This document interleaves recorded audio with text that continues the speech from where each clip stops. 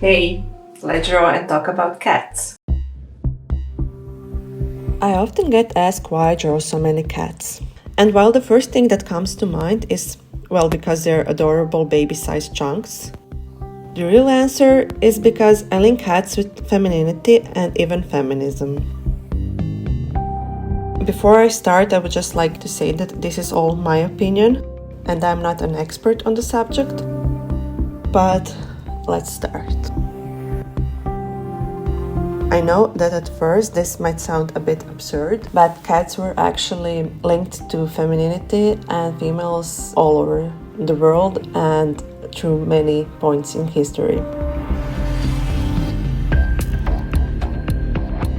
In many languages, Croatian included, the word cat comes in the female gender. I know it sounds a bit strange from the English-speaking perspective, but we talk about cats in the female form even when they're male cats.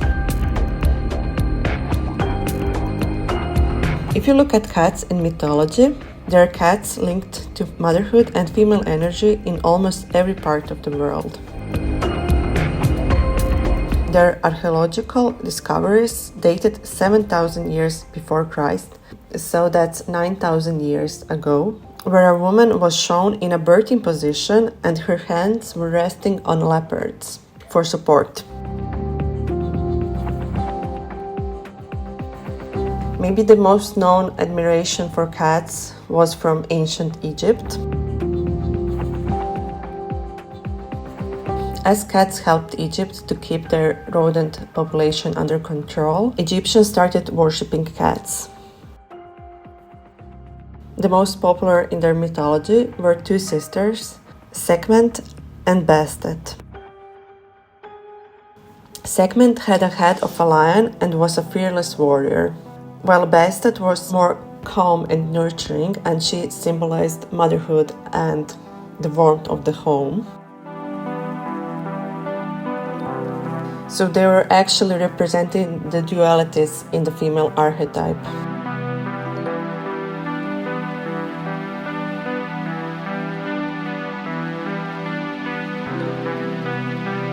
In the Viking mythology, the goddess Freya had a chariot that was pulled by two cats. Freya was the goddess associated with love, beauty, fertility, but also war.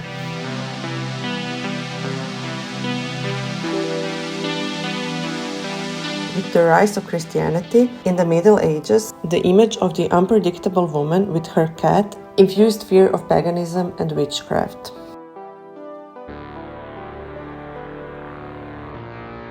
In 1658, one cleric wrote, "The familiars of witches do most ordinarily appear in the shape of cats, which is an argument that this beast is dangerous to the soul and body."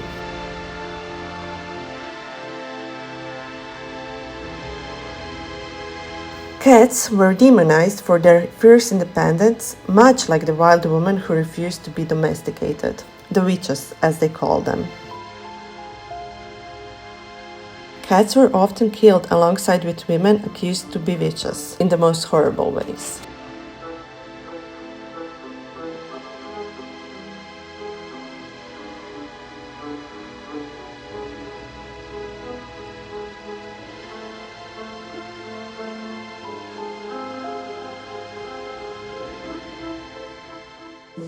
And that takes us to most recent times.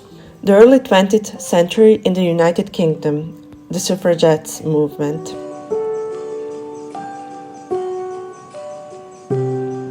These heroic women and men were fighting for a right to vote. Amongst all the cruelty the government and the anti-suffragist organization had them endure, they actually force-fed them in prison so they wouldn't go on hunger strikes. They started mocking them with images of cats. There were many cartoons published that implied that women voting would be just as absurd as cats voting.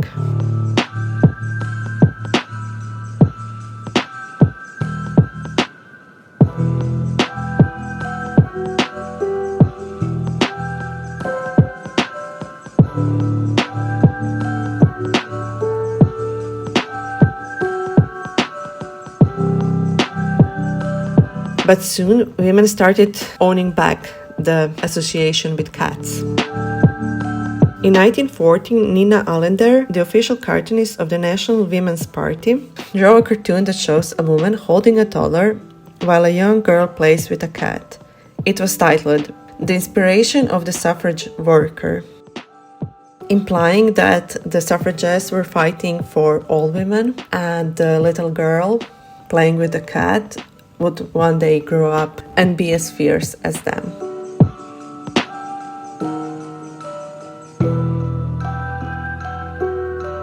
And this takes us to modern times, with many connections between cats and women in the pop culture, such as the Catwoman, for example. Still, the term cat lady is offensive. It symbolizes a woman who has just given up and just lives with cats. Like there is something wrong with women being independent.